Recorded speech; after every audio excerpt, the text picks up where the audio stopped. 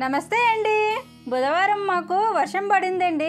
పెరట్లో ఉన్న మా మొక్కలన్నీ అమ్మయ్య అని ఊపిరి పీల్చుకున్నాయి. ఎండాకాలంలో మనం మొక్కలకి ఎన్ని నీళ్లు పోసినా చంటి పిల్లలు తల్లిపాలు తాగితే ఎలా ఉంటారో, డబ్బా పాలు తాగితే ఎలా ఉంటారో అలాగే ఉంటాయండి వర్షానికి మొక్కలు కూడా.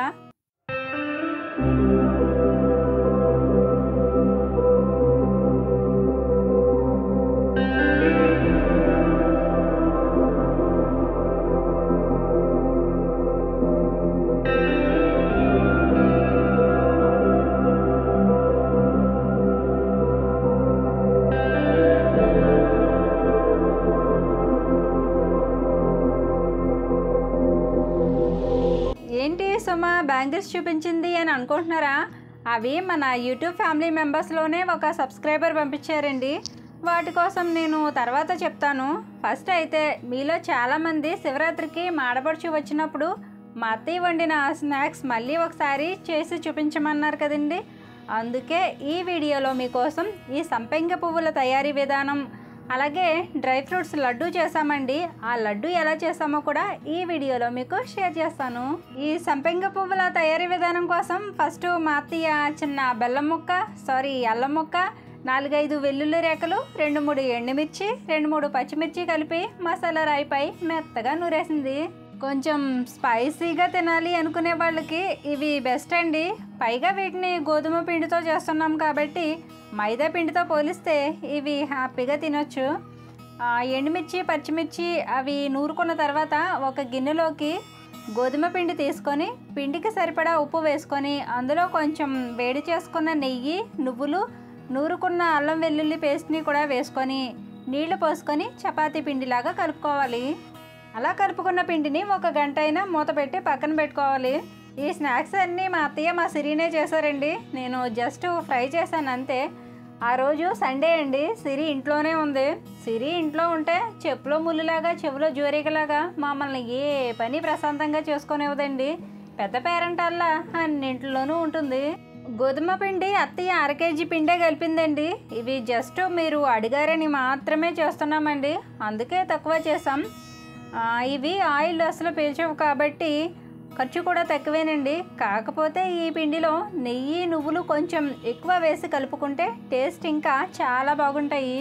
ఇవి చేసేటప్పుడు సిరి నేను చేస్తాను అని అంటుంటే అత్తయ్య ఫస్ట్ అవి ఎలా చేయాలో చేసి చూపించింది. అత్తయ్య చేయడం చూసి తర్వాత చేసి ఇచ్చినవి సిరి కట్ చేసేది.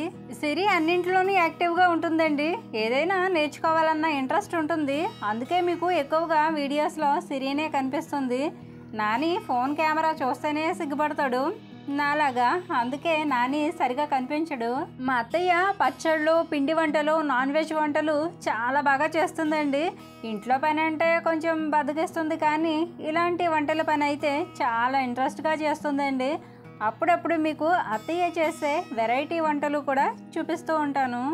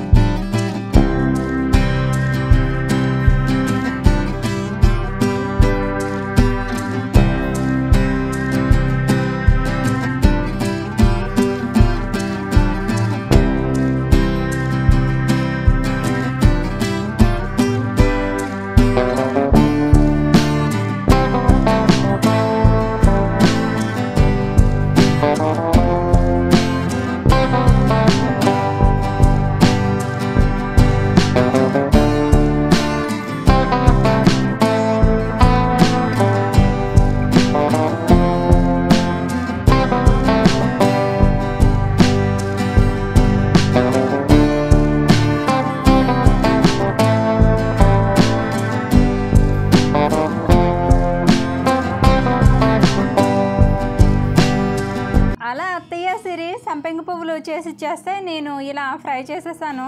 ఈ సంపెంగ పువ్వుల్ని పనస్తోనలని కూడా అంటారు కదా. పిల్లలకు హాఫ్ డే స్కూల్స్ కాబట్టి పిల్లలు మధ్యాహ్నం స్కూల్ నుంచి వచ్చాక ఇంట్లోనే ఉంటారు. వాళ్ళకి తినడానికి ఏవో ఒక స్నాక్స్ ఉంటూనే ఉండాలి. ప్రతిరోజు పళ్ళు, పాలు పిల్లలకి అందరం పెట్టలేం కదా.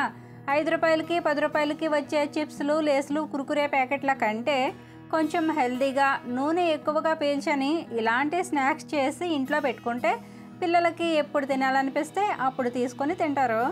వీటితో పాటు జూన్ నెల వచ్చే వరకు ఇంట్లో ఉన్న మనల్ని కూడా తింటూ ఉంటారనమాట. ఈ 2 నెలలు పిల్లలతో యుద్ధం మామూలుగా ఉండదు కదండి. సిరికి క్లాసికల్ డాన్స్ అంటే చాలా ఇష్టం. పోనీ ఈ సమ్మర్లో అలాంటివి ఏవైనా నేర్పిందామా అంటే మేముండే ఏరియాలో పిల్లలకి ఇలాంటి యాక్టివిటీస్ నేర్పించడం కొంచెం కష్టమేనండి.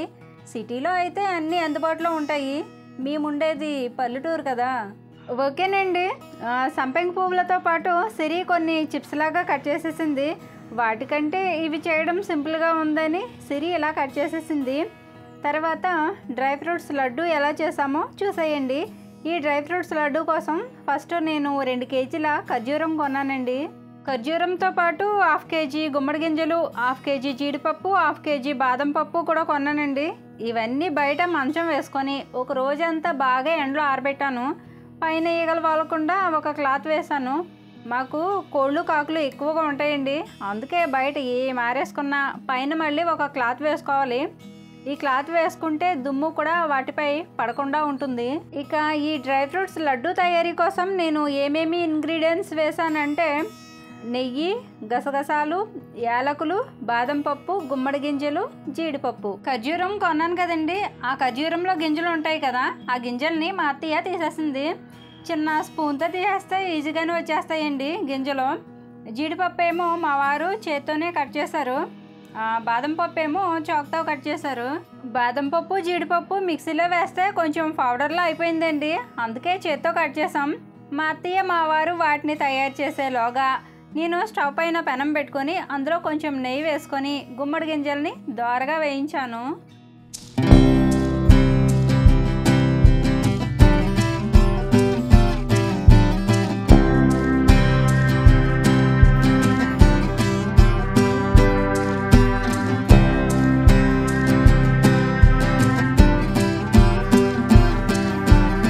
ఏంటి సుమా ఈ సమ్మర్లో తారు రోడ్డు పక్కన అమ్మే తాటి ముంజులు లాంటి రెసిపీస్ చూపెడతావు అనుకుంటే తాజ్ హోటల్కి వెళ్ళి కొనుక్కొని తినలేని రెసిపీస్ చూపెడుతున్నావు, ఏంటి సంగతి అని అనుకుంటున్నారా?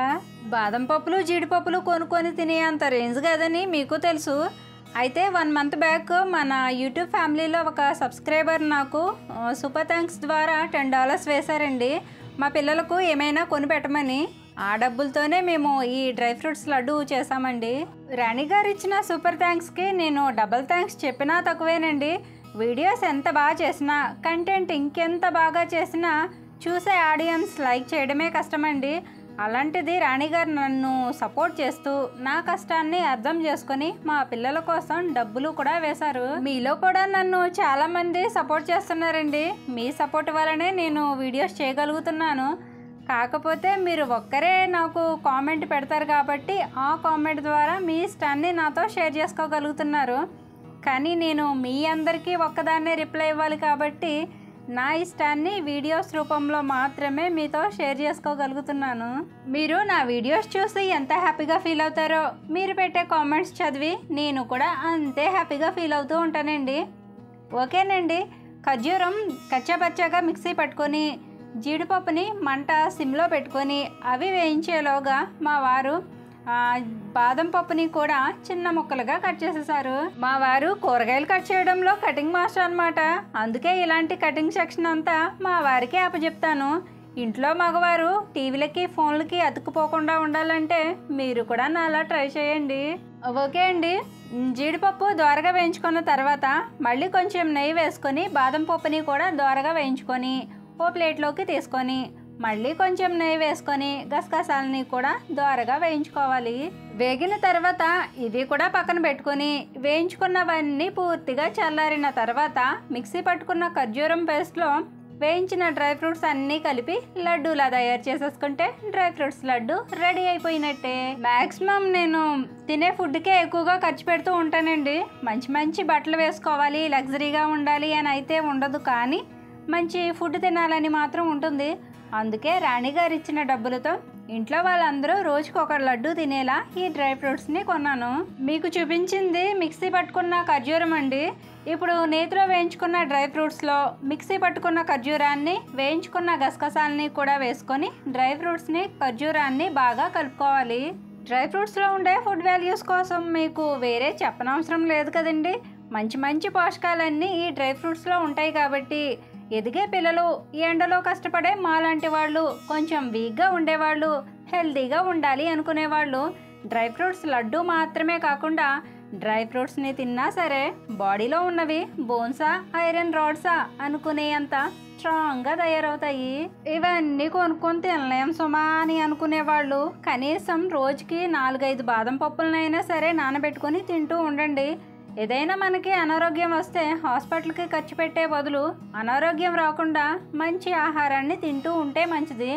మనం తినే తిండే మందులు అవ్వాలి కానీ మందులే తిండి అవ్వకూడదు కదండి. ఓకేనండి, ఈ లడ్డూల్లో యాలకుల పొడి వేయడం మీకు చూపించడం మర్చిపోయాను. మీకు ఆ ఫ్లేవర్ ఇష్టమైతే వేసుకోండి. ఇక ఈ లడ్డూలు చేసేటప్పుడు చేతికి కొంచెం నెయ్యి రాసుకొని చేసుకుంటే ఖర్జూరం చేతికి అంటుకోకుండా లడ్డూలు బాగా వస్తాయి. ఖర్జూరం కొనేటప్పుడు అది కొంచెం తడిగా ఉంటుంది కదండి, అందుకే ఫస్ట్ అది ఎండలో పెట్టాను. వాటితో పాటు డ్రై ఫ్రూట్స్ కూడా ఎండలో వేశాను. ఇలా చేసుకుంటే 10-20 రోజులైనా లడ్డూలు ఫ్రెష్గా ఉంటాయి. ఇష్టమైతే ఖర్జూరాన్ని కూడా నెయ్యిలో వేయించుకొని లడ్డూలు చేసుకోవచ్చు. కానీ నాకు ఖర్జూరాన్ని వేయించడం ఇష్టం లేక నేను వేయించలేదు. ఇంతేనండి, టేస్టీగా హెల్తీగా మా ఇంట్లో వాళ్ళందరం కలిసి చేసుకున్న డ్రై ఫ్రూట్స్ లడ్డూలు. తర్వాత వచ్చేసి మీకు బ్యాంగిల్స్ చూపించాను కదండి, ఇవి నేను కొనుక్కున్నవి కాదండి. ఇవి కూడా మన యూట్యూబ్ ఫ్యామిలీలో మన సబ్స్క్రైబర్ గిఫ్ట్గా పంపించినవి. ఇవైతే సంక్రాంతికి పంపించారండి. సమయం సందర్భం వచ్చినప్పుడు మీతో షేర్ చేసుకుందామని ఇప్పుడు చూపిస్తున్నానండి మీకు. ఈ బ్యాంగిల్స్ అయితే నాకు చాలా బాగా నచ్చాయండి. ఇవి పంపిన వారు సవిత గారు. తను ఒక మంచి రైటర్ కూడా. నాకు 9K సబ్స్క్రైబర్స్ ఉన్నప్పటి నుంచి నన్ను ఫాలో చేస్తూ నన్ను సపోర్ట్ చేస్తున్నారు. నా ప్రతి వీడియోకి రామాయణం, మహాభారతం అంత పెద్ద పెద్ద కామెంట్స్ పెడుతూ ఉంటారు. ఈ మధ్య కొంచెం బిజీగా ఉంటున్నారనుకుంటా, సరిగా కనిపించట్లేదు. కామెంట్స్ పెట్టేవాళ్ళు మాత్రమే కాదండి, లైక్ చేసేవాళ్ళు, నా వీడియోస్ చూసేవాళ్ళు, మీ అందరి సపోర్ట్తోనే నేను నా ఛానల్ని రన్ చేసుకోగలుగుతున్నాను. మీ అందరి సపోర్ట్ నాకు ఈ డ్రై ఫ్రూట్స్ లడ్డూల తీయని ప్రేమాభిమానాలతో ఎల్లప్పుడూ ఇలాగే ఉండాలని మనస్ఫూర్తిగా కోరుకుంటున్నాను. ఓకేనండి, అత్తయ్య చేసిన స్నాక్స్, ఈ డ్రై ఫ్రూట్స్ లడ్డు తయారీ విధానం మీకు ఎలా అనిపించిందో మీ అభిప్రాయాన్ని కామెంట్ చేసి, మీకు ఈ వీడియో నచ్చితే తప్పకుండా లైక్ చేయండి. రాణి గారికి, సవిత గారికి హార్ట్ఫుల్గా థ్యాంక్స్ చెప్తూ, ఈ వీడియో చూస్తున్నా మీకు కూడా థ్యాంక్స్ చెప్తూ బాయ్ చెప్పేస్తూ మరో మంచి వీడియోతో మళ్ళీ వస్తాను. ఉంటానండి. నమస్తే.